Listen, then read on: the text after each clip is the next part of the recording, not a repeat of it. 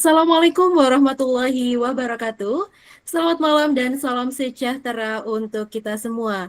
Kami ucapkan selamat datang dan bergabung kepada para hadirin sekalian yang telah hadir dalam kegiatan webinar nasional series ke-28 di hari ini Minggu 23 November 2025. Mari kita panjatkan puja dan puji syukur atas kehadirat Tuhan Yang Maha Esa, karena atas rahmatnya kita semua dapat berkumpul di malam hari ini dalam keadaan baik. Dan terima kasih atas waktu yang telah diberikan. Perkenalkan, saya Ulfa Zuryani, selaku moderator yang akan mendampingi selama sesi webinar berlangsung. Dan sebelumnya, Bapak Ibu hadirin, mari kita simak berikut ini sambutan dari penyelenggara oleh beliau, Dr. Arif Nur Muhammad Ansori.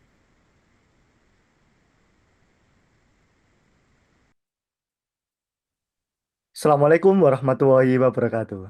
Selamat malam dan salam sejahtera untuk kita semua.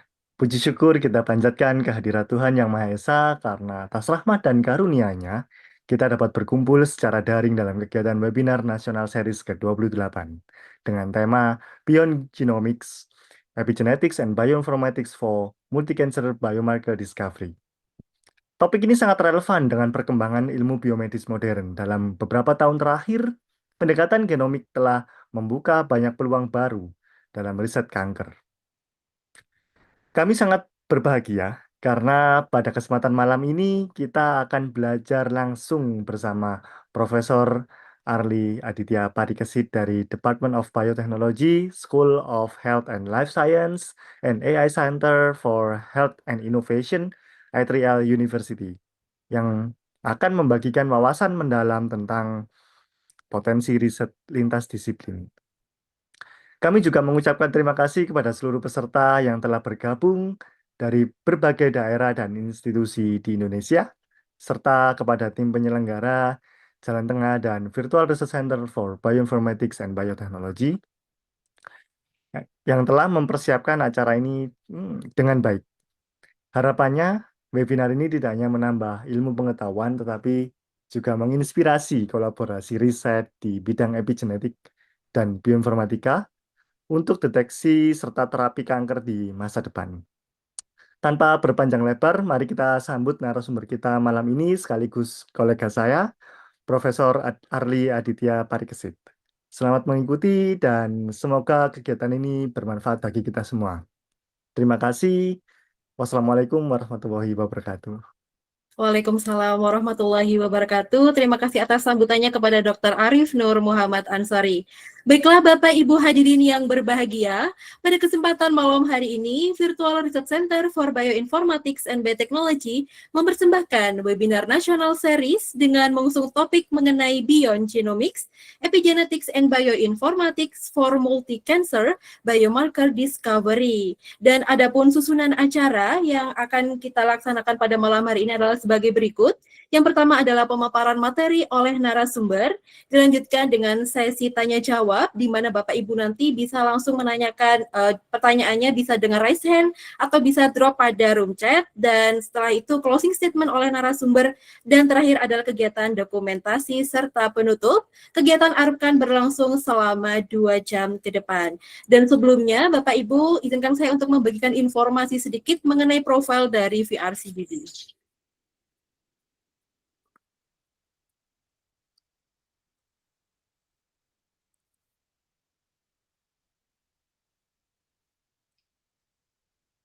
Baik, operator, apakah sudah terlihat? Sudah. Oke, terima kasih. Baik Bapak Ibu, berikut merupakan profil dari Jalan Tengah. Jalan Tengah Simple Ways to be Successful, di mana berikut ini merupakan layanan yang dimiliki oleh Jalan Tengah. Ada asistensi publikasi jurnal Scopus Sinta, bioinformatika dan statistika, serta layanan digital kreatif. Tanya itu kita juga memiliki layanan lab basah dan kering, ada lab bioinformatika, hispatologi, dan lab biologi molekuler. Selanjutnya kita juga memiliki layanan bioinformatika, simulasi, dinamika molekuler. Dan berikut adalah kegiatan yang telah kita laksanakan, ada private workshop, dan berikut juga ada merupakan VRCBB Masterclass yang dilaksanakan 2 hari di setiap bulannya dengan narasumber dan materi yang luar biasa tentunya. Dan seperti pada malam hari ini, berikut adalah merupakan kegiatan unggulan kami, yaitu webinar nasional series, di mana malam hari ini telah menginjak ke series ke-28 dengan menghadirkan narasumber dan topik yang luar biasa juga tentunya. Ada juga webinar internasional series berikut ini yang telah terlaksana. Dan berikut ada klien dari Jalan Tengah dan VRCBB. Kita juga memiliki kolaborasi bersama Semi, Editage, NaraX, ICMLST, dan Unusa, serta Jurnal Swastia. Dan berikut adalah link website dari Jalan Tengah. Selanjutnya, berikut adalah company profile dari Jalan Tengah. Bapak Ibu bisa download di website kami di jalantengah.set untuk mengetahui lebih lanjut nih seputar dari Jalan Tengah.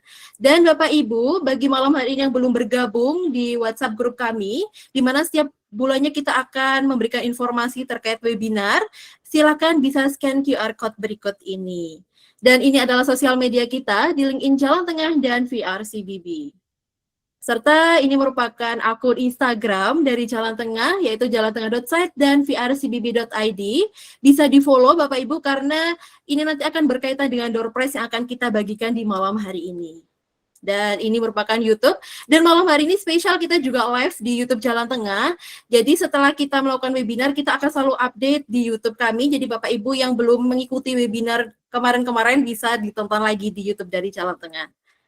Dan Bapak Ibu, berikut merupakan voucher yang akan kita bagikan kepada 2 orang pemenang, yaitu berupa potongan harga proofread atau translate senilai Rp250.000.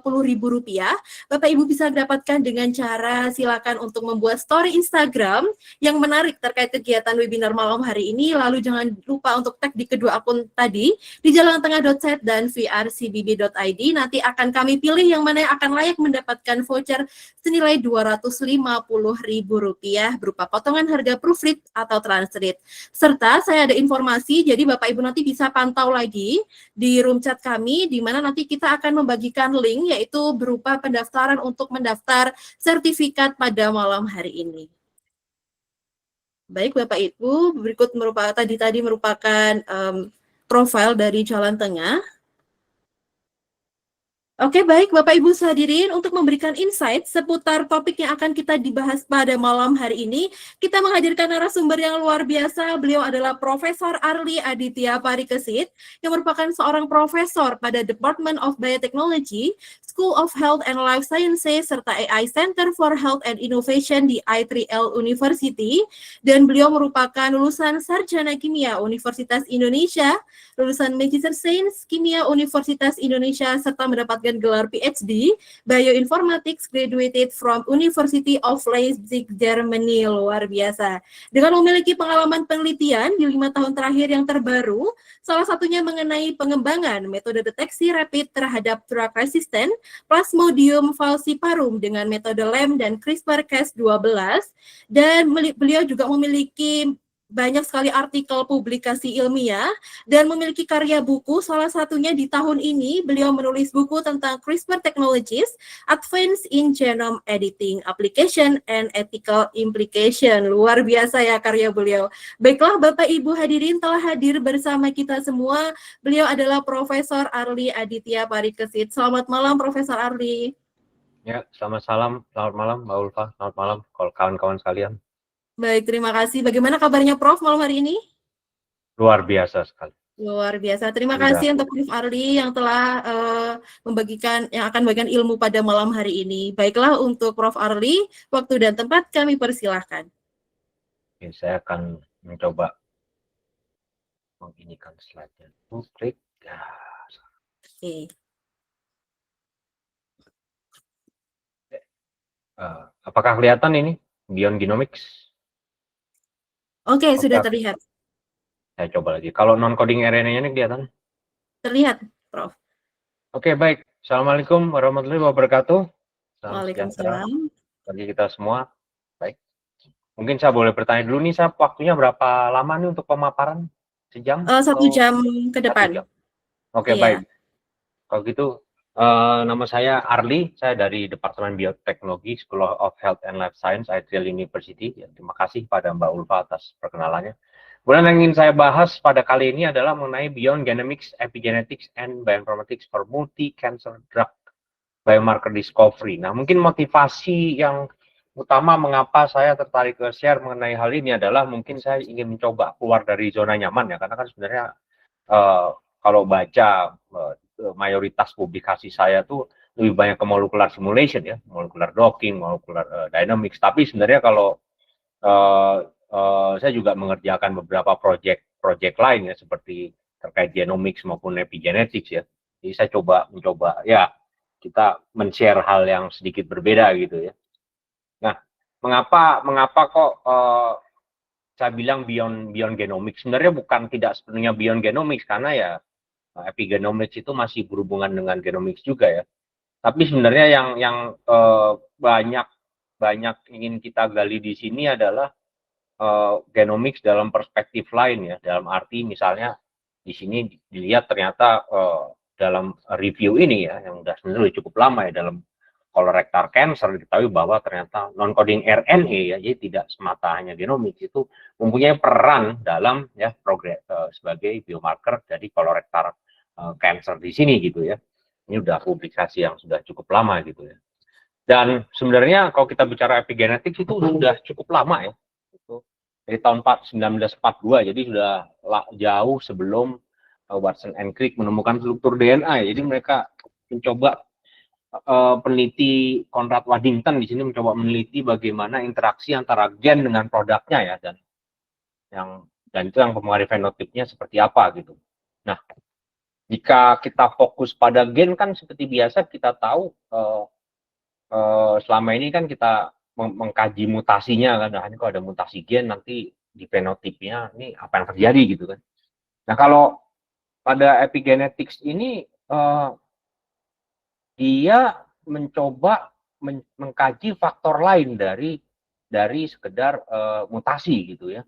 Jadi mencoba mencari epigenetic modification ini apa itu sistem kontrol yang menyebabkan terjadinya perubahan fenotipe tanpa terjadinya mutasi genetik gitu ya. Karena sudah pernah ada penelitian ini di Swedia nih, udah lama sekali, tahun 40-an, tahun 50-an, mereka mencoba melakukan penelitian terhadap fenomena stunting di sana ya, yang terjadi pada waktu itu kan, karena kan Eropa baru aja selesai perang ya.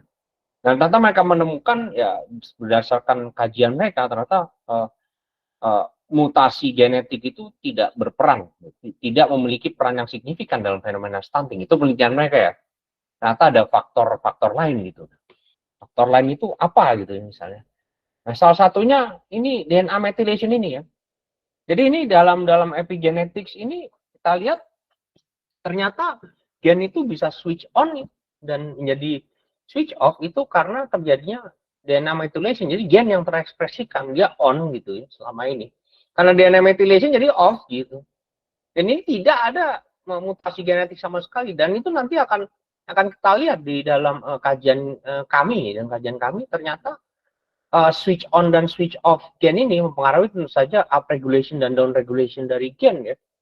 Jadi kalau gen itu akan up regulation kalau tidak terjadi DNA methylation, down regulation dia di off, terjadi DNA methylation gitu. Dan tentu saja korelasi saya nggak bilang, saya tidak bilang causality ya, karena kan itu berbeda kausalitas sama korelasi. Antara DNA methylation ini dengan kanker ini memang banyak sekali diselidiki ya. Dan selain DNA methylation ada juga histone tail ya, histone modifikasi pada histone ya, histone protein. Tapi salah satu yang cukup terkenal memang DNA methylation ini. Nah, ini kalau kita lihat dalam epigenetik lebih dalam, itu ada namanya istilahnya yang diselidiki pakar epigenetik ini, adanya abnormal microRNA expression in cancer karena adanya CPG island ini kan. CPG island ini adalah daerah di gen kita yang sangat hipermetilasi, sangat ekstensif mengalami hipermetilasi gitu ya. Dan kalau kita lihat itu tentu saja ya menyebabkan ekspresi microRNA yang tidak normal gitu ya. Kita lihat juga epigenetics microRNA ini mempengaruhi aktivasi dan saja represi dari messenger RNA, sehingga itu juga mempengaruhi ekspresi protein, dan karena mempengaruhi ekspresi protein ya terjadi epigenetic change dan seperti itu gitu. Jadi itu semua terjadi bukan karena sekali lagi mutasi genetik ya. Walaupun mutasi genetik tentu saja juga berperan, tapi kalau dalam perspektif ini terjadi DNA methylation gitu.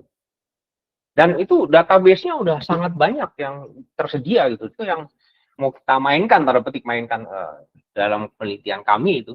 Salah satunya yang di India, ternyata India sudah sangat maju ya dalam penelitian epigenetics mereka ya. Ini dalam database micro RNA ini sudah ada ya.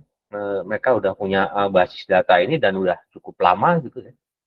Dan juga ini mir base ya dari UK ya, dari Manchester ini juga mereka punya basis data untuk microRNA database. Ini non-coding database, non-coding RNA ya, microRNA database ya, sudah lama gitu. Dan China pun juga sudah punya gitu, MirTarbase ini juga sangat sudah cukup lama menjadi rujukan gitu ya. Nah, dan kita lihat sebenarnya pada tahun 2003 ini kita semua udah tahu lah ya, Human Genome Project itu udah memetakan human genome ya pada tahun 2003, walaupun itu belum seluruhnya ya, karena masih ada beberapa bagian dari kromosom manusia yang baru dipetakan akhir-akhir ini. Baru tahun 2003 itu baru sekitar 92% dari human genome yang dipetakan, tapi sudah bagian-bagian penting seperti di sini yang dan akhirnya yang unclassified ini baru dipetakan mungkin kira-kira baru tahun lalu gitu ya. Jadi katakanlah udah lengkapin. Tapi ini kan genome sequencing gitu ya. Dipetakan oke, ini ada gen yang berfungsi untuk mengekspresikan enzim isomerase, bahkan ya ada viral protein juga gitu dan macam-macam di sini ya. Itu Human Genome Project. Nah, tapi memang Human Genome Project ini itu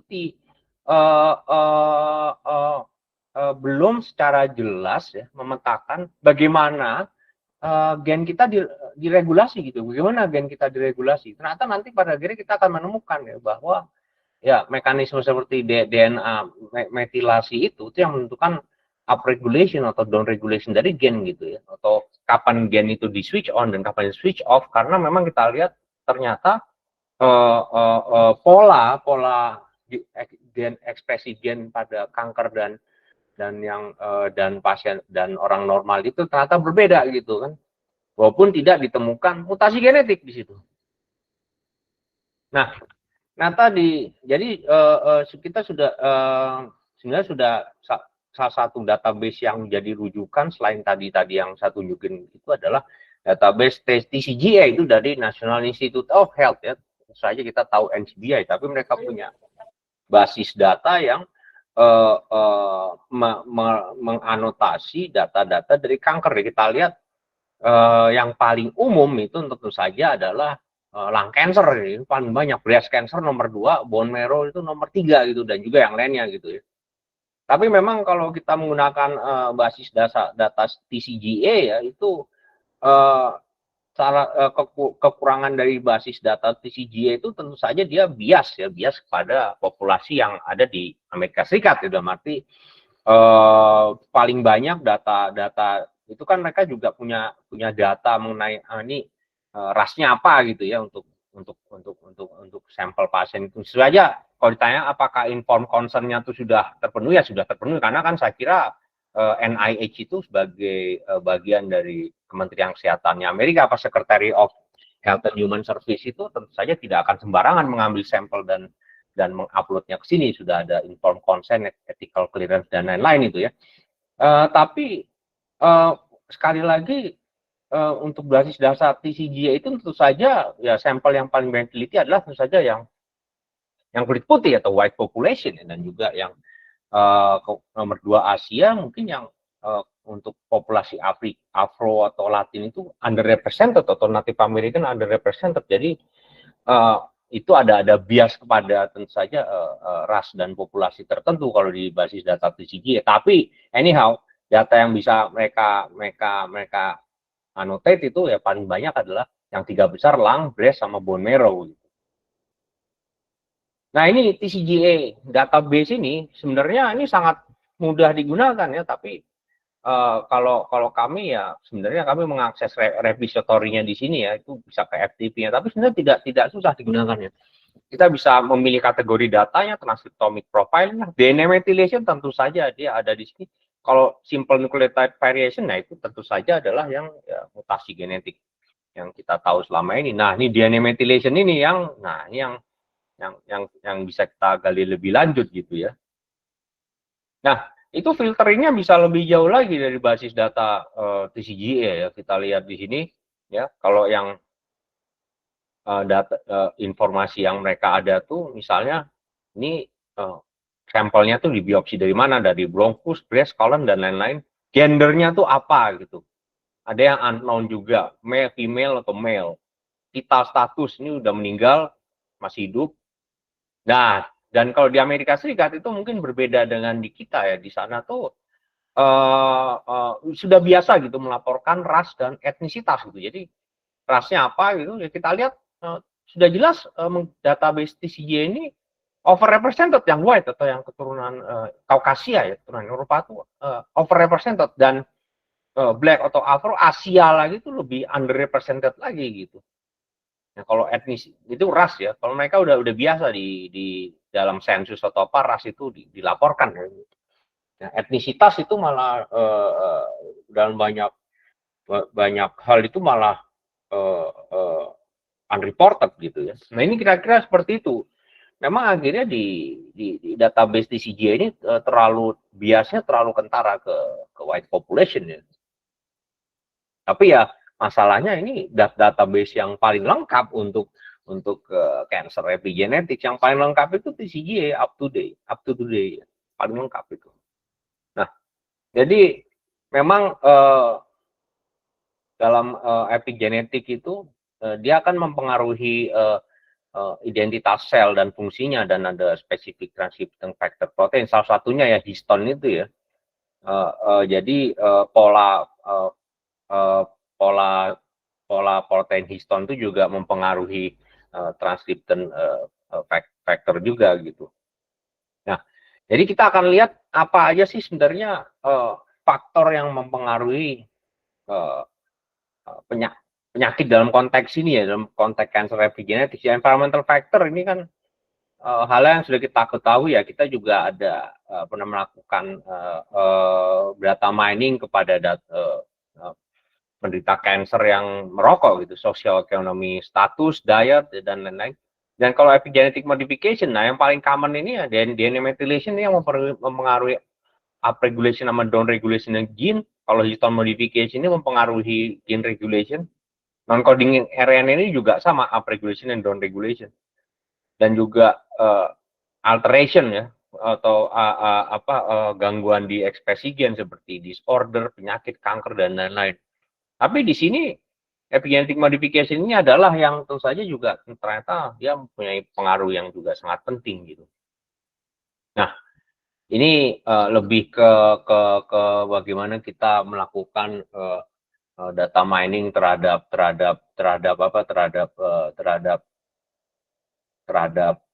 TCGA ya. Kita bisa memilih nih workflow-nya apa, data kategorinya apa, data type-nya apa gitu, dan bisa kita download. Sebenarnya cara menggunakan TCGA database ini cukup mudah, tapi ya kita harus keep in mind bahwa data mereka tuh ya ada bias ke populasi tertentu. Dan itu ya kita udah disclaimer kan di sini, dan sebenarnya waktu kami mau publish paper kami ya reviewernya juga udah tahu gitu. Ya kan? Nah, ada juga tools ya selain TCGA browser, itu juga ada CSG Genome Browser ya, dikembangkan oleh University of California di Santa Cruz. Ini dia menyediakan annotation track untuk gen, express sequence tag, messenger RNA, CpG island, juga assembly gaps, dan lain-lain. Jadi dia ini seperti memberikan koordinat, misalnya CpG island-nya tuh di lokus apa dari kromosom apa gitu, diberikan koordinatnya sama dia, langsung kita bisa lihat visualnya gitu. Ya, ini juga ini websitenya ya, kita lihat CSG Genome Browser ya, yang sudah sangat umum digunakan ya. Dan ini dia juga memiliki sekali dikembangkan nih CSG genome browser-nya ini menjadi cancer genomic browser. Jadi data lihat aja sebenarnya datanya juga diambil dari TCGA juga gitu, cuman divisualkan. Kalau di TCGA itu kan kalau kita download datanya itu kan dalam bentuk CSV file ya, atau dalam bentuk text file yang mungkin isinya ya lebih ke angka-angka dan data-data yang harus dikurasi lebih lanjut. Tapi kalau dengan genome browser ini langsung kita bisa mendapatkan visual heat map seperti ini gitu, mana gen yang upregulated dan down regulated di kromosom apa saja gitu kan, itu udah cukup lengkap di sini ya. Dan ini lebih ke ya sama sebenarnya karena dia ngambilnya juga dari TCGA ya, kita lihat ya data DNA methylation juga ada di sini, RNA-seq dan sebagainya, dan kita bisa filter lebih lanjut. Nah itu kan tadi lebih ke teorinya kan, apa sih epigenetik itu, walaupun mungkin mesti kita bisa diskusikan lagi, tapi itu di yang ke belakang kita lebih bicara ke teorinya. Nah sekarang setelah diskusi teorinya kita coba ini outcome penelitian kami ingin bahas outcome penelitian kami gitu ya. Jadi ada 2 paper yang ingin kami bahas outcome-nya nih. Yang pertama ini ya tentu saja mengenai biomarker pada liver hepatocellular carcinoma LIHC. Ini yang kita data mining dengan specialized informatic tools itu bisa langsung kawan-kawan klik di TUI ini gitu ya. Dan juga ini yang lebih awal lagi ini dari kita mencoba lagi-lagi colorectal carcinoma juga gitu ya. Dan kita ini conference for studying, kalau yang ini jurnal. Dan ini tentu saja paper ini melibatkan mahasiswa kami gitu ya, yang sebagian besar ya ini sudah lulus gitu ya, sudah lulus, dan bahkan ada yang lagi apply PhD, apply S2 dan sebagainya gitu. Nah, kita coba ke diskusi mengenai colon cancer ini ya, ini novel biomarker, sebenarnya nggak novel juga, sudah ada ya, tapi kita coba microRNA expression-nya seperti apa gitu. Nah, jadi kenapa kok kita mengkaji colon cancer ini, karena insiden rate-nya ini ya cukup tinggi ya, 11%, walaupun dari populasi tertentu ya, dan ini lebih sering terjadi pada pria gitu, lebih sering terjadi pada pria. Colon cancer kita lihat kolon itu ya daerahnya sekitar sini itu kan kolon. Dan kita ingin melakukan mining terhadap microRNA ya. Kita tahu microRNA ini kan sebagai bagian dari epigenetics, dia short non-coding RNA molecule, jadi hanya 19 sampai 24 nukleotide ya, dia tuh ya regulator dari mRNA ya, dan perannya microRNA ini sangat banyak. Kita lihat dari cell cycle regulation, proliferation, dan bahkan ke sistem imun kita gitu ya. Ini sesuatu yang mungkin cukup jarang digali gitu ya.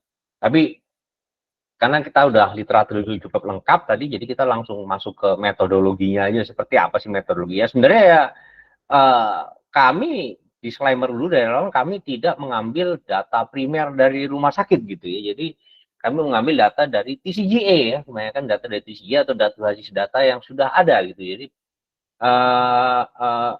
Jadi basis data yang sudah ada dan sudah diproses tentu saja di basis data tersebut gitu.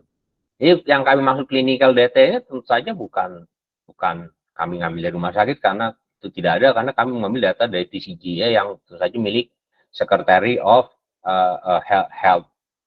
Human Health-nya Amerika itu ya, Gene Expression Data. Terus kita melakukan data pre-processing, kita konstruksi data gennya, dan kita pakai selalu ini ya, differential gene expression analysis dengan DSEQ2 ini ya, karena dengan DSEQ2 ini kita akan melihat ya dari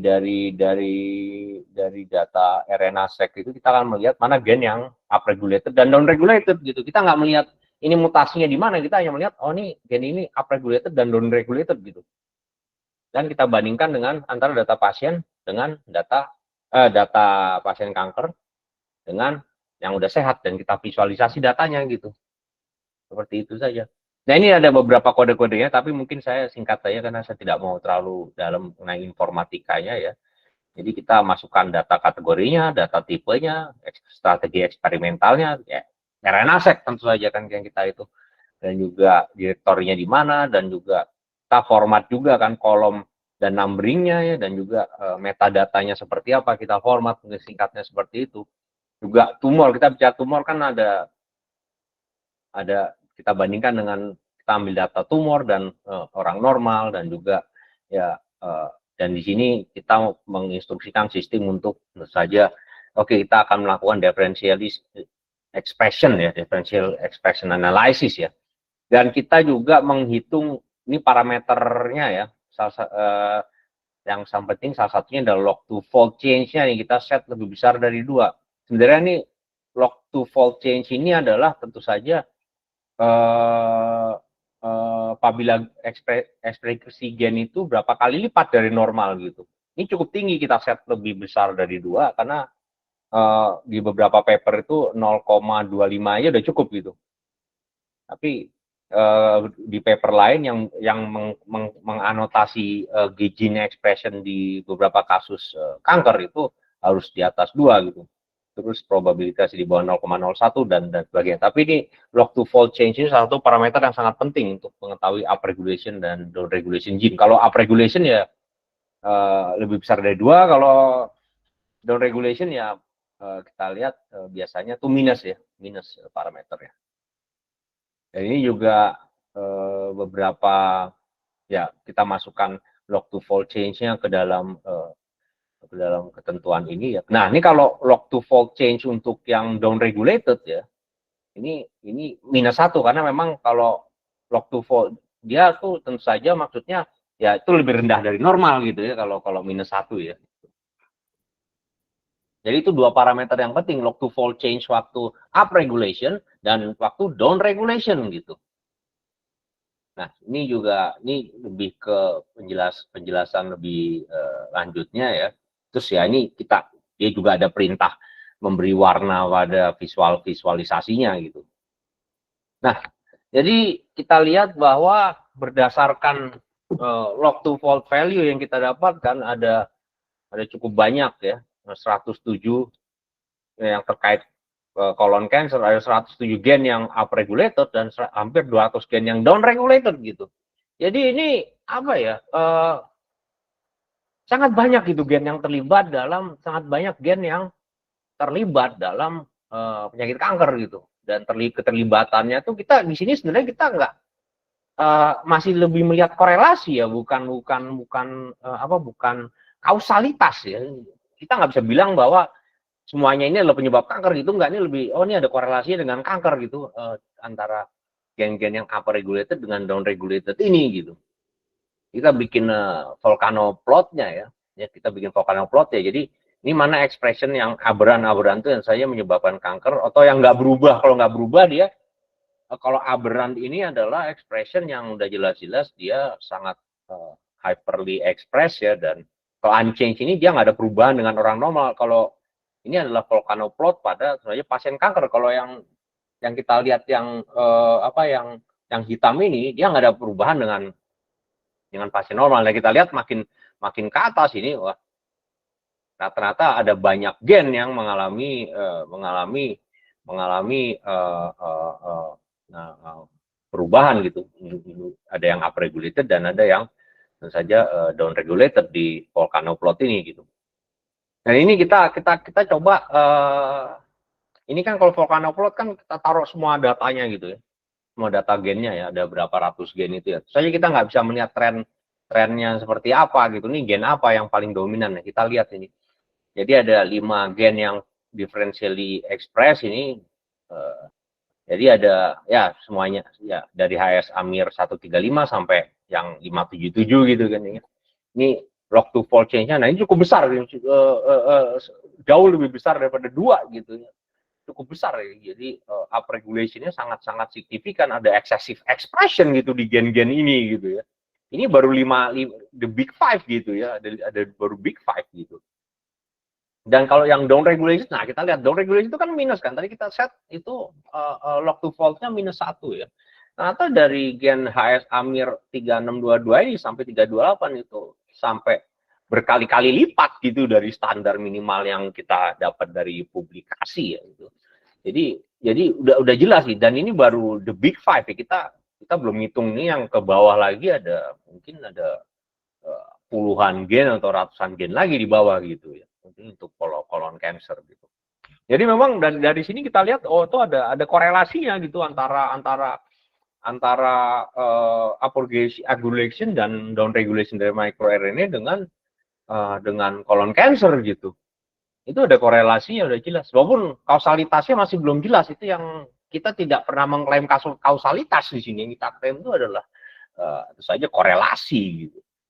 Nah, ini beberapa referensinya. Nah, itu tadi baru di belakang itu kan yang proyek kita yang pertama adalah mengenai colon cancer. Nah, gimana kalau data kanker yang lain gitu? Ini kita ke data liver cancer. Nah, ini perbedaan project kami yang ini dengan liver cancer dengan yang colon cancer. Kalau colon cancer yang tadi itu kami menggunakan betul-betul pendekatan informatika, dalam arti kita menggunakan mendevelop script, kita mendevelop pipeline, ada coding, ada programmingnya lah. Tapi kalau untuk proyek kita yang kali ini kita benar-benar menggunakan tools online maupun offline yang hanya sangat minimum melibatkan programming maupun coding, sangat minimum nih untuk yang ini, dan ternyata hasilnya juga oke juga gitu ya, bisa dipresentasikan juga gitu ya. Nah, jadi kalau kanker liver ini dia cukup umum ya, dan juga menyebabkan mortalitas ya, dan kita lihat menurut ya ini lebih ke kasus kanker secara umum ya, ada sekian puluh juta ya, dan ada sekian juta yang meninggal ya per tahun. Tapi ini lebih ke kanker secara umum. Tapi salah satunya saja adalah liver cancer ya, kanker liver ya. Jadi ya lebih ke epidemiologi sih, apa sih penyebab kanker liver ya. Kita lihat ada obesitas, type 2 diabetes, dan alcohol consumption, dan ya kita berdasarkan riset ya tentu saja type 2 diabetes dan obesity ya itu ya tidak semata ya, salah satunya tentu saja gaya hidup berpengaruh, tapi tidak hanya dengan itu, ada faktor epigenetik juga, di mana ada upregulation dan downregulation dari gen tertentu tanpa secara langsung melibatkan mutasi gen gitu. Dan metodologinya sebenarnya secara garis besar sama, cuman untuk di sini kami lebih detailkan aja, justru malah project yang kami kerjakan ini pengembangan daripada apa yang kami publish sebelumnya di conference proceeding. Kalau yang kami jelaskan, yang kami narasikan sebelumnya untuk project colon cancer itu kan kami publish di conference proceeding ya, karena masih pendahuluan, tentu saja indikator dan parameter terkait dengan project kami itu masih belum terlalu detail. Nah, di sini kami detailkan gitu, karena ini kan kita ke jurnal ya, jadi harus lebih detail nggak.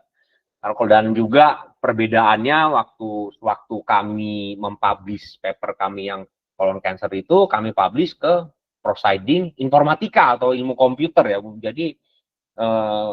Jadi mungkin ada hal-hal yang mungkin terkait interpretasi biologinya yang belum kami perdalam. Nah, di sini ya karena kami mencoba mempublish di jurnal ilmu biologi ya, kami coba harus memperdalam lagi interpretasi biologinya, tidak cukup dengan informatikanya saja seperti waktu kami publish conference proceeding-nya. Jadi data yang kami ambil juga lebih banyak, ini hampir 2.500 gen, hampir 2.300 gen ya, dari JPIA Tools ya. Jadi ada 2 dataset di basis data JPIA, TCGA ini cancer cell, GTEX ini normal cell. Jadi kita ambil dari sel kanker dan normal cell. Nah, ini lebih ke definisi log to fault ya. Jadi kalau di atas 2 ini selalu Juysen threshold-nya ya. Kalau di bawah -2 itu kan kalau untuk down regulation ya. Gitu. Jadi ada 3 metode untuk analisis dissect gitu. JPIA, Walkan, nama UCSG Sena ini kan. Itu.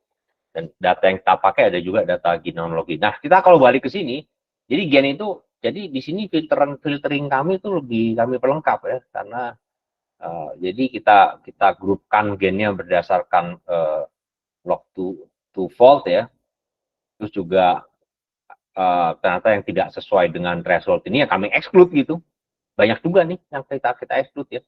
Dan ada kita bagi lagi di sini, ada yang thresholdnya 1,5 sampai 1,7 sampai ada yang lebih besar dari 2 gitu. Yang ternyata yang lebih besar dari 2 ini cukup banyak juga, ada 118, dan kita cek gennya, tentu saja kita ingin tahu nih gen-gennya nih ada yang baru nggak gitu ya. Yang ternyata kita setelah cek dengan referensi itu untuk threshold 1,8 sampai 2 ini nggak ada gen yang ditemukan gitu ya sesuai. Karena kalau untuk threshold yang lebih rendah ada, yang untuk FC di atas 2 itu yang standar yang kita pakai itu ternyata ada gitu. Nah, ini lihat ini. Only genes, jadi hanya gen dengan log to FC di atas 2 itu signifikan untuk upregulation. Ini gen yang udah jelas upregulation. Upregulation sih yang gen yang upregulation. Nah, kita analisis dengan DEC analysis dan ya dengan analisis lebih lanjut ya untuk log to FC-nya ini.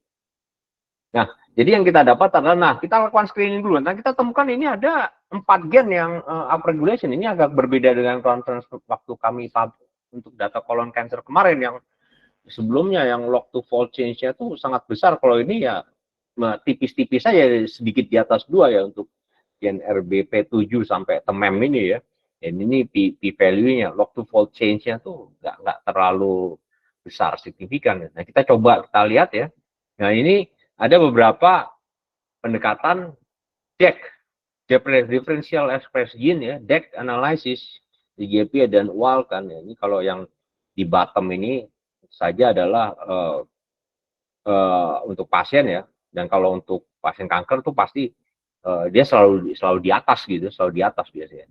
Untuk transkrip per millionnya ya dia upregulation. Kalau ini kan transkrip per million, ini expression ya dari TPI, dari transkrip per million juga sebenarnya. Jadi untuk tumor pasti lebih tinggi. Dan kita itu pakai Walkan, kalau ini kita pakai UCSG Sena sebenarnya sama aja, kita pakai, trennya juga saja yang primary tumor ini lebih tinggi daripada yang normal tissue, udah pasti. Kita coba FPOC2, tapi kalau FPOC2 ini agak overlap gitu. Dalam arti jarak antara yang ini biomarker yang borderline. Dalam arti kita lihat jarak antara yang normal sama yang tumor ini ternyata standar deviasinya tuh terlalu banyak overlappingnya itu untuk apoksi. Ya, di GPA dan UALKAN. Tapi kalau kita pakai ICSG Sena itu tidak lebih tercluster dengan baik datanya gitu. Nah, sementara kalau untuk ACSM1 itu kita lihat ini lebih overlapping untuk standar deviasi expression-nya tuh lebih terpisah dengan jelas di sini antara normal dan primary tumor dengan JPA dan UALKAN juga. Tapi untuk cara umum ICSG Sena tuh bisa lebih memberikan perbedaan yang signifikan antara ekspresi yang normal tissue dengan yang primary tumor gitu. Nah, ini untuk gen TEMEM ini, kalau gen TEMEM ini malah sangat jelas perbedaan antara normal tissue dengan tumor itu untuk transkrip per millionnya itu udah sangat baik GPA dan UALKAN tuh sangat jelas. Ini bisa digunakan sebagai biomarker yang baik nih. Yang kalau ICSG Sena tuh biasanya dia bisa membedakan dengan baik gitu. Itu yang tadi kita lihat dari. Nah, ini ada satu lagi yang kita sebut itu survival analysis gitu ya, atau KMP plotter. Jadi itu kita mengecek ya ini ada tes statistiknya ya, dan sebenarnya itu lebih untuk melihat sebenarnya dari data TCG itu efektivitas dari treatmentnya aja. Jadi ini membandingkan antara yang treatment dan control group gitu, control group yang tentu aja ya, yang patient ya. Dan juga kita lihat di sini misalnya kita kasih contoh yang RB7 gini ya. Jadi ada kalau untuk yang low ini kita lihat ini kan ada yang expressionnya low, ada yang expressionnya high ya. Kalau yang high ini udah jelas ini yang cancer patient. Ini lebih ke membandingkan antara plot bagaimana ekspresi down regulation dan up regulation dari gen ini gitu terhadap berjalannya waktu gitu. Kalau untuk APOC2 itu juga trennya juga sama gitu. Antara yang ada yang low, ini yang low itu probabilitasnya ya lebih kecil ya. Kalau yang high itu lebih besar gitu. Berarti ya memang ini dia biomarker yang bisa dipakai. Nah, tapi kalau yang ini ACSM sama TEMEM ini kok malah yang low lebih tinggi dan yang high itu probabilitasnya lebih rendah. Sebenarnya ini agak anomali juga gitu. Nah, ini untuk kita melakukan summary ya kepada semua platform, JP Awalkan dan Sisena itu, ternyata untuk keempat gen ini ya, terlepas dari data survival analysis, semuanya tuh overexpress gitu. Semuanya upregulated di atas standar log to fault yang ada gitu. Semuanya overexpress gitu. Tapi kita juga cek sebenarnya korelasi. Sekali lagi korelasi ya, bukan kausalitas ya. Korelasi antara keempat gen itu apa sih? Nah, ternyata ada gitu korelasinya. Ada gene-gene interaction atau protein-protein interaction antara misalnya APOC2 dengan APOC1, APOC3 dan apa. Jadi ada gitu, ada interaksinya antara gen-gen tersebut. Jadi ada interplay katakanlah gen-gen itu terkait dengan lipoprotein lipase gitu. Ini enzim yang tentu saja punya terkait dengan jaringan adiposa gitu, string. Dan kalau kita cek di pathway analisisnya dari enrich pathway itu pathway yang terlibat itu apa saja gitu dari semuanya itu ya, itu cukup banyak ya, cukup banyak pathway yang terlibat dari intrinsic apoptosis, xenobiotic metabolism, lipoprotein dan sebagainya gitu. Dan ini adalah summary-nya ya gitu. Jadi sebenarnya cukup banyak itu pathway yang terlibat dalam upregulation dan downregulation gen-gen tersebut ya. Dan sebenarnya sebagian dari pathway ini ada yang juga terdapat di sel normal. Tapi bedanya kan kita lihat kalau di kanker kan log to fault-nya udah jelas itu berapa kali lipat dari ekspresi yang normal ya. Nah, jadi kalau berdasarkan differentially express analysis gitu ya, itu kita lihat itu semuanya significantly express. Tapi kalau kita pakai survivor analysis itu kan ada data yang ternyata kita lihat hanya APOC1 karena data-data gen yang lain itu targetnya overlapping atau justru malah yang down regulation itu malah lebih probabilitasnya lebih tinggi. Jadi ini itu kami akan perdalam lagi untuk survival analysis ini, kelihatannya mesti kami perdalam lagi karena ini kami menggunakan tools yang cukup baru gitu. Jadi kelihatannya sampai di situ dari saya. Terima kasih banyak, dan ini beberapa referensinya, dan kami mengucapkan terima kasih ke LPPM, Lembaga Penelitian dan Pengabdian Masyarakat ITRIAL University, dan juga Information Technology Department dari ITRIAL University atas semua dukungannya, dan juga kepada pihak Rektorat ITRIAL University. Terima kasih banyak. Kita bisa berdiskusi, saya kembalikan kepada moderator. Oke, baik. Terima kasih banyak untuk Prof. Arli atas pemaparan materinya yang luar biasa di malam hari ini.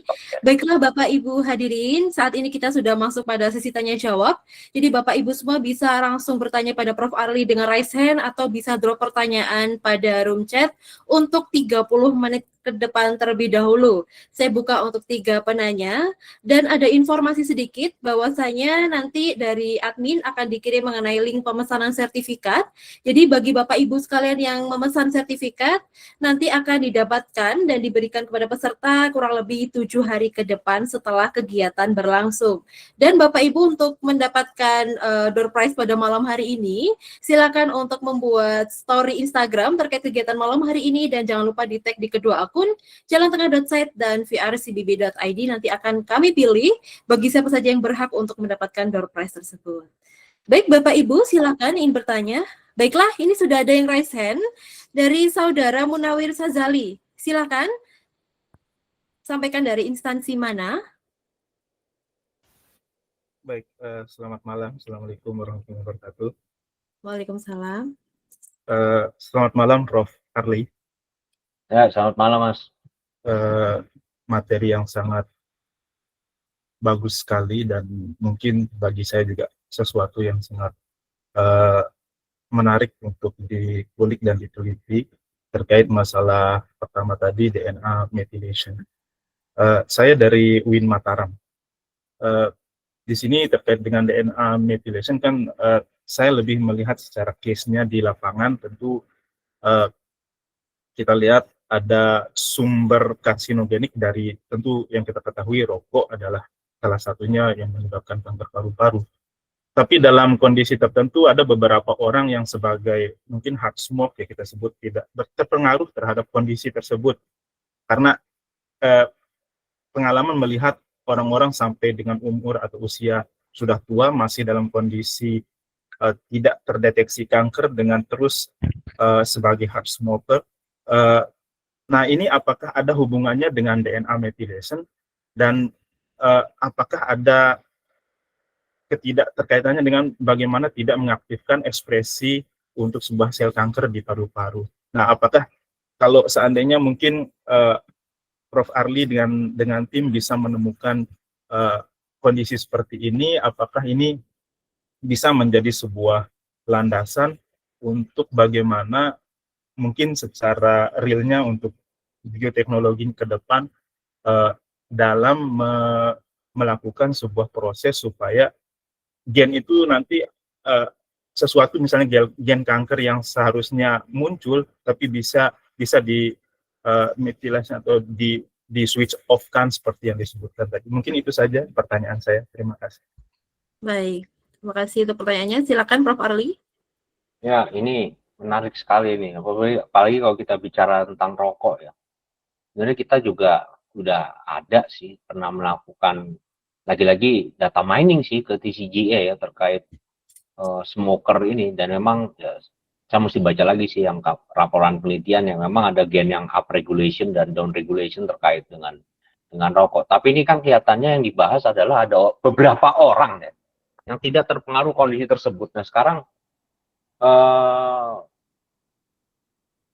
ini yang menjadi pertanyaan, yang tidak terpengaruh kondisi tersebut ini adalah outlier atau ini adalah common trend gitu. Karena kalau common trend itu penelitiannya, kalau kita bicara tren secara umum itu udah jelas ada korelasi ya. Bukan berarti kausalitasnya terestablish dengan jelas ya, karena kan bisa diperdebatkan lagi. Udah jelas ada korelasi, tapi ini apakah ini common trend atau ini outlier? Kalau outlier kan ya tentu saja itu berkecualian kan, kecualian. Nah, jadi apa ada hubungan dengan DNA methylation ya kita nggak tahu gitu. Ya itu sangat mungkin aja sih, mungkin aja, tapi kita tidak tahu persisnya seperti apa karena kami juga tidak tahu gitu.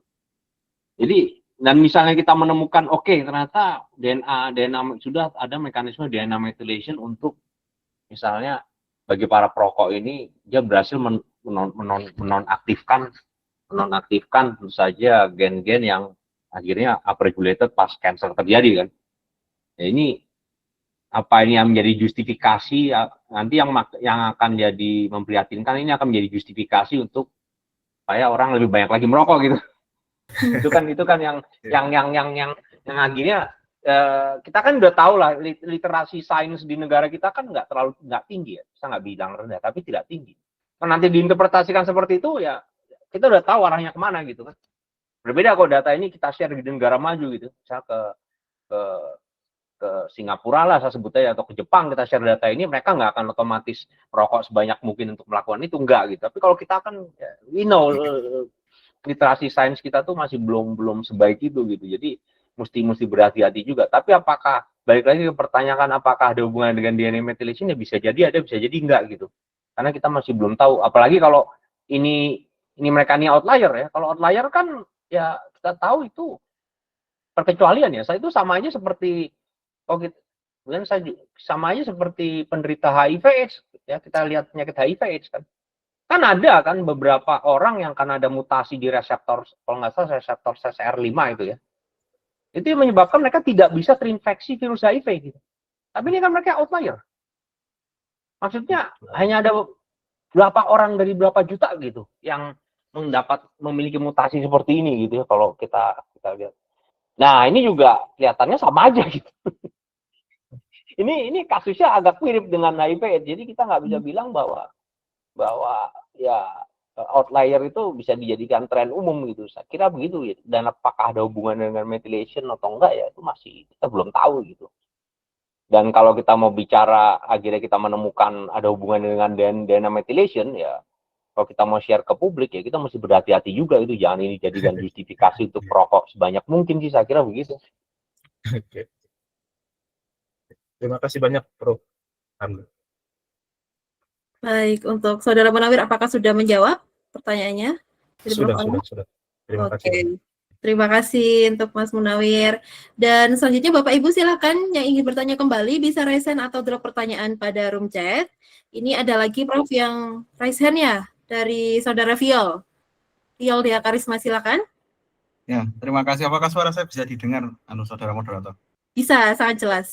Ya, Silakan. terima kasih atas kesempatannya. Selamat malam, Prof. Ari. Saya Viol Dia Karisma dari VRCBB.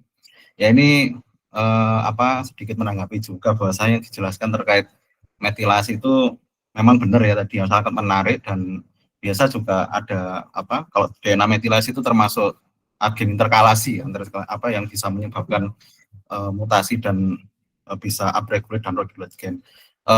Pertanyaan saya ya Prof ya, ini sebenarnya terkait rencana penelitiannya Prof Ali dan tim kedepannya, kan saya lihat tuh topiknya juga benar-benar menarik dan sangat dibutuhkan ini untuk precision medicine ya, terutama ya Prof Ali ya, untuk pengembangan terapi. Nah ini kalau kita berbicara terkait cancer ini kalau berdasarkan perspektif biologi kan dia juga makhluk hidup ya, dan memang dia juga memiliki mekanisme adaptasi atau survival, yang mana ini yang juga menjadi PR buat kita bersama untuk mempelajari bagaimana mekanisme penghindaran sel kanker terhadap respon imun dan resistensi anti-cancer.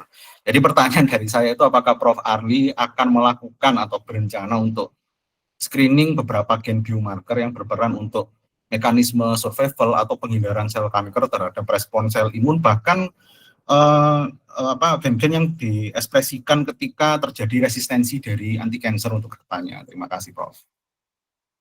Baik, terima kasih Mas Viol untuk pertanyaannya. Silakan Prof. Arli, bisa dijawab. Ya, ini menarik gini ya. Apakah ada rencana melakukan screening gen-gen resistensi anti-cancer yang memang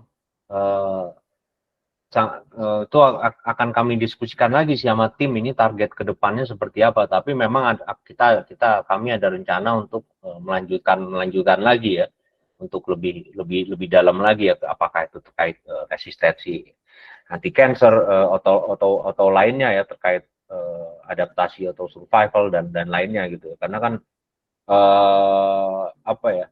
kalau kita bicara epigenetik atau epigenomics ini kan merupakan salah satu omics ya, salah satu omics yang paling penting ya. Itu udah jelas kita akan perdalam, karena kan sebenarnya kalau kita lihat dari progression penelitian kami kan, kita bandingkan, misalnya sebenarnya ini saya menjelaskan juga penyempurnaan dari riset yang dilakukan oleh tim kami ya, karena sebelumnya kan kita lihat waktu kami mempublish conference proceeding kami itu tahun 2024 itu di konferensinya internasionalnya ATICOM atau asosiasi perguruan tinggi informatika, itu kan kita lebih banyak ke gimana informatikanya gitu kan, jadi biologinya kita tidak terlalu berdalam gitu ya. Nah baru gitu kita masuk ke jurnal internasional, nah kita harus ke dalam biologinya, mungkin informatikanya tuh kita tidak terlalu perdalam lagi. Nah ini kedepannya bagaimana, mungkin kita akan lebih mendalami lagi biologinya. Dan benar juga kanker ini kan kita lihat aja tadi waktu kita membuat volcano plot ya, dari data kanker kolon itu aja ada berapa ratus gen itu.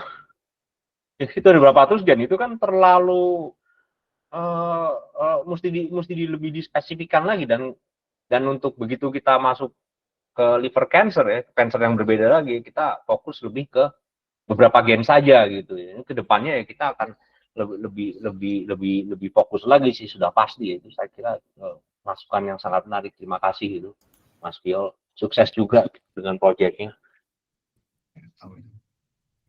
Ya, mungkin cukup ya, sangat menjawab sekali, dan nanti kami berharap bisa kolaborasi dengan teman-teman dari VRC dan Jalan Tengah. Ya, saya sama Mas Arif mungkin nanti bisa diskusikan lebih lanjut lagi. Terima kasih Prof. Ali dan moderator. Oke, terima kasih Mas Viol. Apakah masih ada pertanyaan untuk Mas Viol? Alhamdulillah tidak ada. Oke, terima kasih banyak. Baik, ini Prof ada pertanyaan dari room chat dari Saudara Alam Ahmad Hidayat.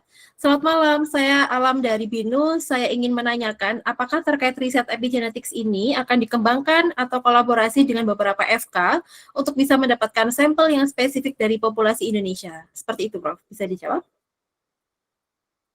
Nah, sekarang kalau kita mau bicara saya udah mengantisipasi pertanyaan terkait klinik sih ya. Dan saya punya beberapa pengalaman ya.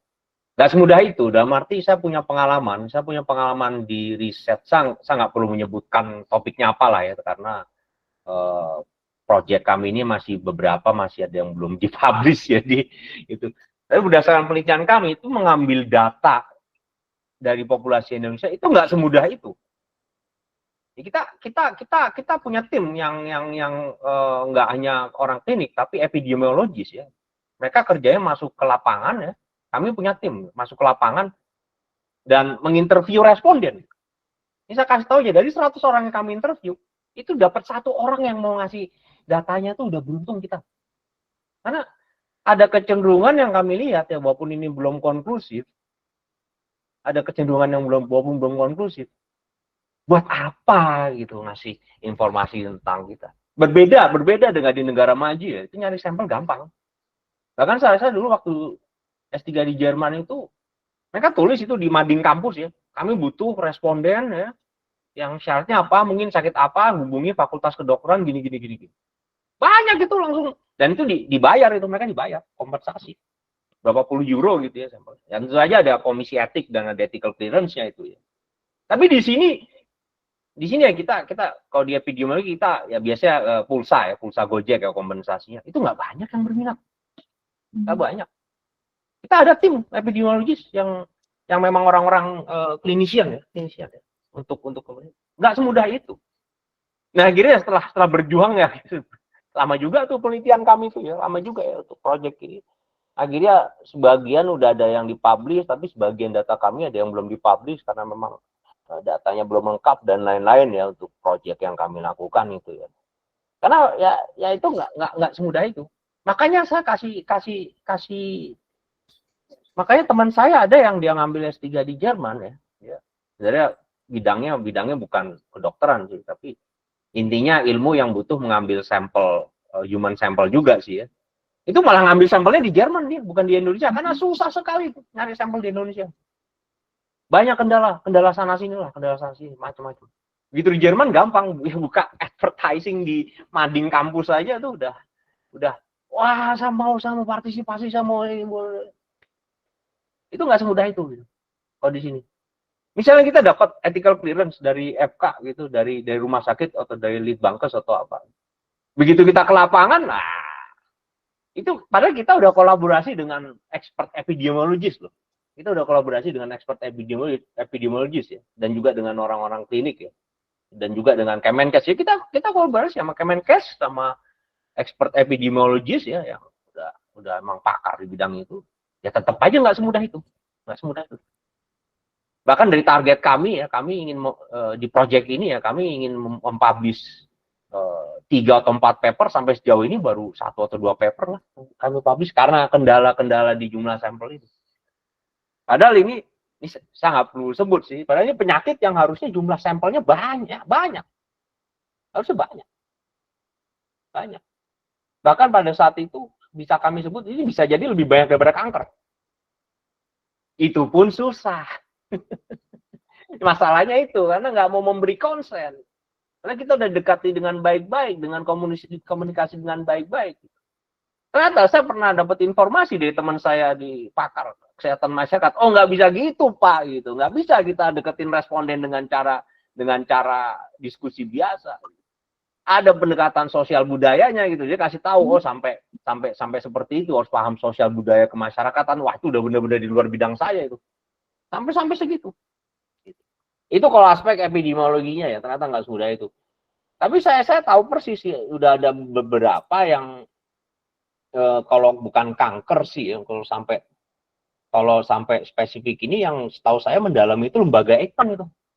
Dulu ya, lembaga Eijkman yang sampai mendalam, mereka punya banyak sampel yang sampelnya banyak sekali. Tapi setelah lembaga Eijkman diintegrasikan ke BRIN itu saya nggak tahu kelanjutannya seperti apa. Saya nggak tahu. Jadi seperti itu gitu. Seperti itu kondisi. Ada Eijkman itu kan udah kerjasama sama UI dan lain-lain. Tapi kan akhirnya ya setelah kita tahu apa yang terjadi kemarin kan, saya nggak tahu kelanjutannya lagi gimana itu kan. Mereka punya data banyak gitu. Lembaga Eijkman sampai ke data, mereka masuk ke suku-suku suku-suku terasing segala, sampai masuk itu ke suku-suku terasing ambil data gitu. Nah, jadi seperti itu gitu. Saya kira begitu ya, tidak semudah itu gitu ngambil data dari sampel populasi itu. Ya saya udah kerjasama sama profesional epidemiologis itu, it's not that simple gitu. Terima kasih, saya kira gitu. Saya nggak bisa menjawab karena saya bukan profesional epidemiologis ya. Oke, terima kasih Prof. Tadi berarti itu hambatan yang ada di Indonesia ya Prof ya? Oh iya, itu berat itu. Harus paham sosial budaya Waduh. masyarakatnya juga itu. Betul. Oke, baik Prof. Ini karena waktu kita masih ada 20 menit ke depan, ini ada dari Saudara Fatiatul Muskiroh yang sudah raise hand. Silakan untuk Saudara Fatiatul. Bisa disampaikan dari instansi mana? Ya, baik Prof. Kak, terima kasih atas kesempatannya. Terima kasih juga atas pemaparan materinya. Saya Fatiatul Muskiroh dari Biomedis Universitas Yarsi. Izin bertanya, Prof. Saya tertarik dengan yang tadi terkait in silico identification of novel prognostic gene biomarker in liver cancer. Nah, itu saya penasaran terkait in silico-nya ini. Metode in silico-nya itu apakah langsung memprediksi epigenetik, maksudnya memprediksi kejadian epigenetik itu sendiri, atau lebih ke arah mengcombine database-nya yang kemudian itu maksudnya menghubungkan ke apa tadi kayak hubungannya antara gen-gen itu terhadap epigenetiknya. Jadi maksudnya di sini yang dideteksi secara langsung itu epigenetiknya atau gen-gen yang terlibat untuk terjadi epigenetik tersebut. Mungkin itu Prof. Terima kasih. Oke, terima kasih pertanyaannya. Silakan Prof. Oke. Kalau epigenetiknya kita nggak melakukan prediksi in silico terhadap DNA methylation atau apa sih? Satu lagi histone mark atau misalnya mengetahui apakah memang benar-benar microRNA-nya dari situ, tapi lebih ke gen-gen yang memang punya menunjuk ada memiliki faktor epigenetik gitu ya, terkait upregulation dan downregulation-nya gitu dari gen-gen tersebut gitu. Karena kalau misalnya kita mau menyelidiki DNA methylation, data DNA methylation aja itu datasetnya berbeda. Histone mark kan protein ya, itu dapatnya dari ChIP-seq ya, itu berbeda lagi itu berbeda lagi gitu. Kalau dari saya sih seperti itu gitu. Baik, seperti itu. Iya, baik. Saudara Fatiatul Ya, terima sudah kasih. menjawab. Oke, terima kasih Saudara Fatiatul atas pertanyaannya. Ini ada lagi Prof dari room chat dari Fitri Lestari. Selamat malam Prof, saya Fitri dari UGM. Saya tertarik dengan penelitian yang telah dipaparkan pada sesi ini. Kebetulan saya akan penelitian mengenai Mirna dengan sampel FFPE sediaan 6 bulan, namun masih khawatir apakah nantinya akan didapatkan Mirna yang fragil. Kira-kira apa saja tipsnya agar isolasi Mirna tersebut berhasil, Prof? Seperti itu. Jawaban saya bukan pakar yang bisa ditanyakan itu karena saya pakar bioinformatics. Okay. Bukan. Kalau ada pekerjaan di lab itu pasti ngerti saya selalu selalu disposisi atau outsourcing ke pihak lain gitu. So kalau Anda tanya saya di labnya seperti apa ya saya nggak tahu. Oke, baik Prof. Oke, Mungkin seperti bisa tanya itu ya. ke pakar yang lain gitu, ke expert yang lain gitu. Baik, terima kasih Prof. Ini mungkin ada pertanyaan lagi dari Adeline Rahayu. Selamat malam Prof, saya Adeline dari UK Maranatha. Sangat menarik Prof topiknya untuk saya yang baru mau mendalami epigenetic cancer. Pertanyaan saya, menurut Prof dengan data epigenetik ini, pengobatan efisien untuk pengobatan cancer apakah lewat genetiknya atau pengobatan secara imunoterapi? Seperti itu. Gini, kalau dari data yang kami gather sejauh ini, kalau sampai ke imunoterapi sih belum ya, karena kan yang kalau kita bicara imunologi itu kan kita harus mengecek ekspresi sel T, sel B, terus CD4 dan indikator-indikator imunologis lainnya mungkin yang terkait ya. Tentu saja yang paling basic itu kan ya terkait dengan aktivitas sel B sama sel T ya, dan juga reseptor MHC. Kita belum sampai ke situ. Jadi ya kita nggak bisa bilang ini bisa dipakai untuk imunoterapi ya. Tapi kalau untuk pengobatan presisi ya dari genetiknya ya paling nggak dengan adanya data korelasi gen ini kan kita bisa tahu, oh nih di sampel ini ya gen yang up regulation sama down regulation apa gitu kan, dan itu terkait dengan genetik pathway apa gitu. Tapi ya kita belum mendetailkan sampai ke arah imunologinya seperti apa, karena itu kan ya kita pernah belajar imunologi lah, itu kan kompleks sih imunologi ya. Kita belum sampai ke situ gitu. Kalau sampai mendalami imunologinya kita belum sampai. Tapi itu masukan yang bagus itu. Mungkin kami akan pertimbangkan itu. Baik, terima kasih banyak Prof. Arli. Ini sudah ada yang resen kembali dari Saudara Andika Mahendra. Silakan pertanyaannya. Selamat malam Prof. Arli, perkenalkan saya Andika. Saya mahasiswa baru di bidang bioinformatik juga. Ini kan sangat menarik ya terkait hubungan antara upregulation dan downregulation terkait survival rate gitu ya. Kemudian saya juga pernah membaca terkait korelasi antara gen-gen yang mungkin berpengaruh terhadap survival rate itu dengan menggunakan seperti random forest untuk selection feature. Apakah itu mungkin bisa diterapkan dalam mengetahui hubungan antara survival rate dengan genetik yang upregulation atau downregulation gitu ya, Bro? Baik, itu tadi pertanyaannya. Ya, langsung dijawab ini. Oke, silakan Prof. Oke. Ya, bisa aja pakai random forest Anda mencoba itu ya, tapi lagi-lagi narasi biologisnya mesti jelas gitu. Misalnya ada korelasi, apa implikasinya secara biologis gitu. Karena banyak juga kasus ya. Ini kadang-kadang agak lucu juga. Saya mau sharing dikit ke pengalaman saya mereview manuskrip gitu. Kalau sama mereview manuskrip bioinformatik tuh ada manuskrip yang dia biologinya kuat banget gitu, tapi informatikanya lemah. Ada juga yang kebalikannya. Informatikanya kuat banget, biologinya lemah dan sebagainya gitu. Ya kita harus kuat di dua-duanya gitu, karena namanya juga bioinformatika kan. Jadi kalau kita pakai random forest ya, atau bahkan lebih jauh lagi pakai generatif AI, sekarang kan udah mulai umum itu protein language model kan, protein LLM dan sebagainya. Ya penjelasannya secara biologis apa gitu. Ya kan? Implikasinya secara biologis apa semuanya itu gitu. Harus ada penjelasan gitu, karena kalau akhirnya ini karena kalau akhirnya tuh kita hanya dapat data benchmarking gitu. Ini umum juga nih saya nemuin. Ada peneliti yang melakukan benchmarking, oke kita bandingkan random forest dengan metode ini gitu.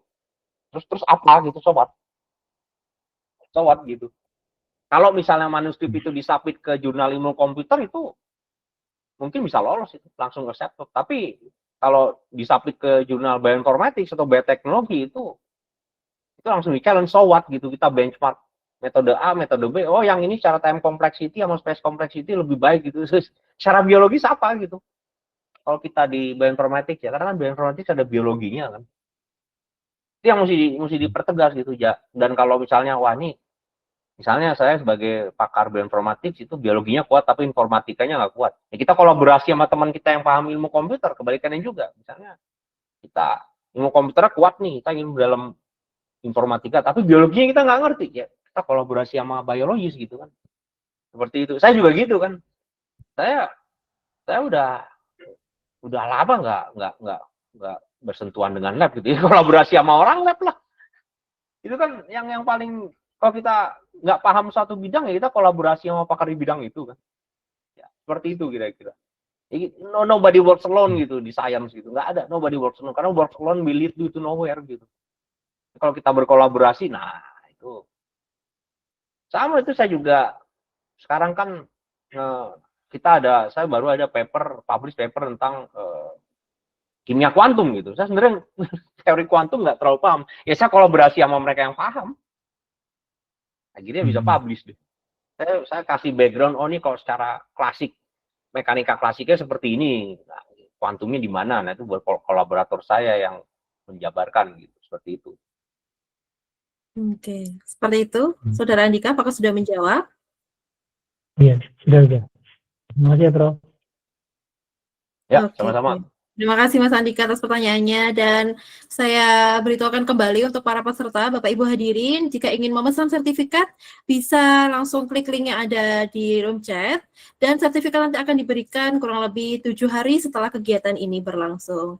Baik Prof, ini ada pertanyaan untuk sesi terakhir dalam webinar pada malam hari ini. Ada dari Saudara Rizky Lianto. Selamat malam, saya Rizky dari alumni UIN Jakarta. Ingin mencari tahu, sebelumnya saya mempelajari terkait pathway dari breast cancer dalam docking dan molecular dynamic, bagaimana biomarker ini nantinya akan ada kolerasi antar pathway atau memang nantinya akan perbedaan pathway semakin memperbanyak data biomarker yang ada, dan gambaran riset ke depannya seperti apa? Seperti itu, Prof. Jadi begini ya, ini kan masalah klasik di bioinformatics ya. Data semakin banyak ya, kita makin bisa menemukan korelasi antara satu hal dengan hal lainnya, tapi kausalitasnya masih belum jelas gitu sampai sekarang. Ya, seperti kanker gitu kan. Itu kan kalau kita baca berbagai paper nggak ada single cause dari cancer itu. Ini berbeda dengan infectious disease ya, dengan penyakit infeksi ya, yang ya ini kan penyebabnya patogen kalau infectious disease sudah clear. Kalau kanker kan nggak ada single cause gitu. Ini berbeda sekali dengan infectious disease gitu. Makanya kalau di kami ya, di project yang kami sekarang lagi dapat funding dari pemerintah, itu justru kami malah fokus ke infectious disease, karena kami tahu kalau masuk ke cancer itu challenge-nya, atau non-infectious disease challenge-nya tuh lebih besar, karena untuk mengestablish kalau orang kedokteran bilang etiologinya kan, atau kausalitasnya itu not as easy as infectious disease. Nah, kita bisa lihat aja tadi ke paper-paper kita, itu ada banyak data gitu. Korelasinya ketahuan, tapi apa penyebabnya gitu. Paling jauh kita lakukan tuh kita cek centrality-nya, itu kami belum lakukan. Jadi dari misalnya kita udah memfokuskan kan ada 5 gen. Kita menggunakan cytoscape untuk mengetahui protein-protein interaction network-nya ya. Itu mana gen yang paling sentral. Itu paling jauh yang kita bisa lakukan itu. Tapi gen yang paling sentral itu kita nggak bisa mendefinisikan sebagai gen yang paling penting, tapi dia gen yang memang punya hubungan dengan semua gen yang lain, punya hubungan yang sangat erat punya korelasi yang sangat kuat dengan semua gen yang lain, bukan berarti itu gen yang paling penting juga. Terus nanti apakah misalnya gen yang paling sentral gen A, terus kita hanya menyelidiki gen A, yang nggak juga gitu. Nggak bisa seperti itu juga gitu. Nah makanya kalau penyakit infectious disease itu lebih straightforward kan, karena udah jelas etiologinya. Nah, penyebabnya virus, penyebabnya bakteri, penyebabnya fungi, penyebabnya apa? Kalau kanker, wah ini bisa jadi karena gaya hidup, bisa jadi epigenetik, macam-macam gitu. Itu yang susah. Dan begitu kita masuk ke bioinformatics, yang kita mau cari apa sih single factor yang paling berpengaruh, ternyata nggak semudah itu juga. Nah, terus solusinya seperti apa gitu? Solusinya seperti apa gitu? Kalau dari kita ya kembali lagi ya, yang sebagai saya sebagai bioinformaticians, data yang dikumpulkan itu harus seminim mungkin biasanya. Kita lihat TCGA ya. TCGA itu ya kita tahu lah, Amerika dia negara maju, dia National Institute of Health itu adalah salah satu rujukan utama di dunia mengenai bioinformatics, tapi datanya tuh prone with bias. Saya bilang data yang paling banyak dari Amerika itu adalah white population, yang buat kita tuh nggak terlalu relevan. Jadi data yang kami sodorkan itu, oh ini gennya ini belum tentu relevan buat non-white population seperti kita gitu. Belum tentu relevan. Jadi perlu data yang representatif gitu. Kalau data TCGA itu saya berani bilang itu nggak representatif. Kita lihatnya yang skew gitu, istilahnya skew. Jadi antara yang white population dengan yang non-white itu gapnya terlalu besar. Itu kelemahan TCGA. Itu kelemahan TCGA. Kecuali kalau kita misalnya kita sama-sama negara Eropa, kita Jerman gitu, kita sama-sama Western country gitu, atau kita Rusia gitu yang memang white population. Itu mungkin lebih rare, tapi kita kan Asian.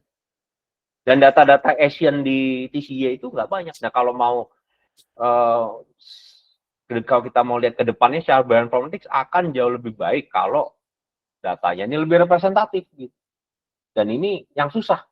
Karena lagi-lagi kembali lagi ke yang saya sebut di awal, secara epidemiologi, karena kami kan berpartner dengan profesional epidemiologis juga, tidak mudah mendapatkan data di negara ini. Ada banyak penyebabnya. Dan nggak semata-mata karena kebijakan atau policy. Gitu.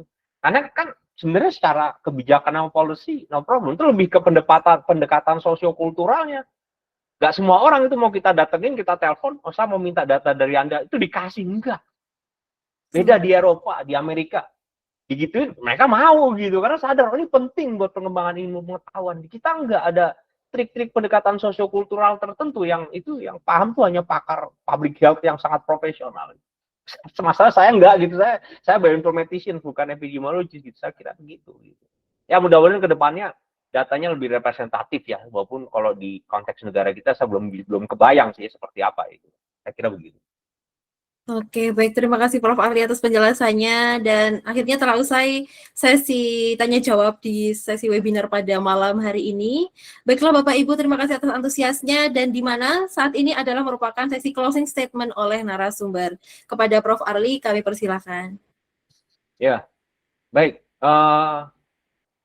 Mungkin kalau dari saya berani bilang ini epigenetics ini memang adalah bidang yang mungkin kalau kita bicara bioinformatics itu kalau di negara kita tuh mungkin sudah ada tapi belum sebanyak misalnya yang expert molecular simulations gitu misalnya, itu kan udah mulai ada lah ya komunitasnya ya. Tapi kalau epigenetics ini kan emang belum banyak, dan itu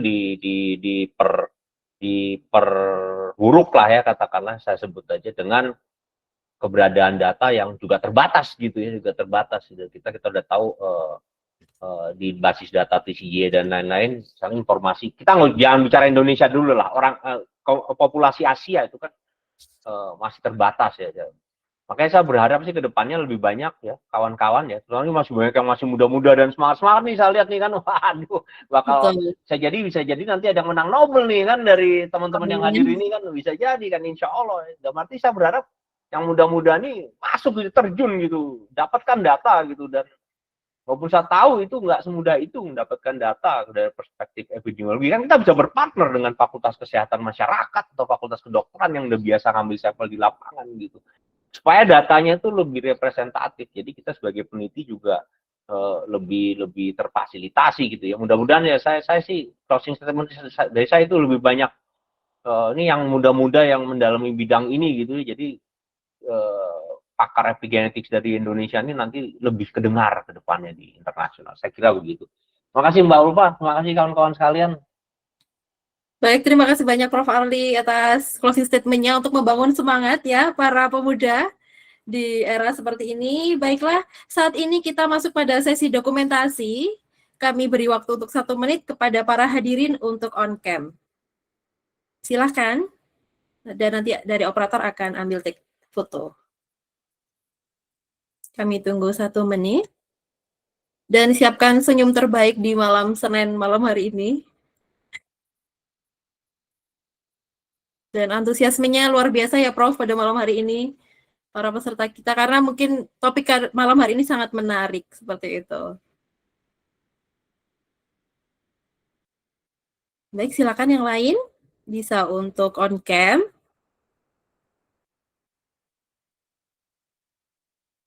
Oke, dari operator sudah siap ya. Baik, saya hitung sampai 3. Siapkan senyum terbaiknya malam hari ini. 1, 2, 3. Mungkin sekali lagi ya. 1, 2, 3. Oke, senyum terakhir. 1, 2, 3. Oke, baiklah Bapak Ibu hadirin dan narasumber kita Prof. Arli pada malam hari ini. Alhamdulillah acara webinar mulai dari awal hingga akhir berlangsung dengan lancar. Kami ucapkan terima kasih sebanyak-banyaknya kepada Prof. Arli yang telah membagikan ilmunya pada malam hari ini, dan luar biasa, semoga memberikan dampak yang luar biasa untuk kita para kaum muda ya. Dan terima kasih juga kepada Bapak Ibu hadirin atas antusiasmenya yang luar biasa malam hari ini. Serta terima kasih juga kepada penyelenggara, VRCBB dan Jalan Tengah. Dan saya selaku moderator, mohon maaf jika ada banyak kata yang kurang berkenan di hati Anda semua. Sampai jumpa kembali di webinar selanjutnya. Wassalamualaikum warahmatullahi wabarakatuh. Waalaikumsalam warahmatullahi wabarakatuh. Saya izin. Terima kasih banyak kawan-kawan sekalian, moderator Jalan Tengah. Baik, terima kasih Terima kasih semuanya. Prof. Baik.